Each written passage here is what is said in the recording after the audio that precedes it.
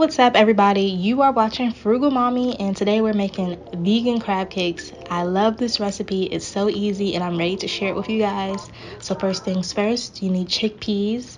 I'm actually going to link all of these ingredients in the description box down below, so make sure you read that because I did forget to include a couple of ingredients on camera, so make sure you look in the description box.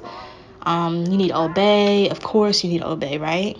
Red pepper flakes, Nori Flakes. This is really important. I actually forgot to include this in the video, so make sure you guys do. I mean, if you don't include the Nori Flakes or if you don't have that on hand, it's perfectly fine. Your crab cakes will still taste really good, but that really helps get that fish seasoning. Every vegan will tell you that Nori Flakes is so important when you're making something that is supposed to be like seafood. So just a tip.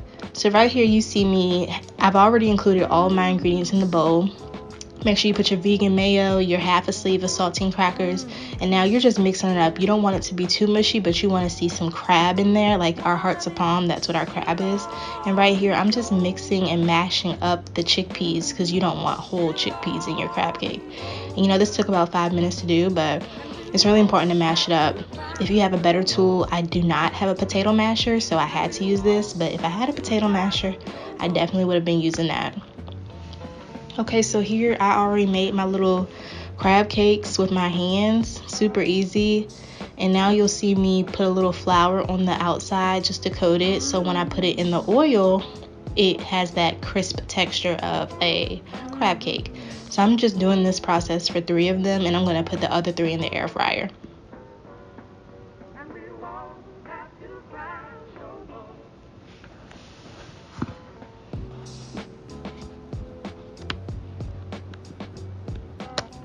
And that's the texture that you want it to come out to look like. Like what's in my hand is what you want as a crab cake.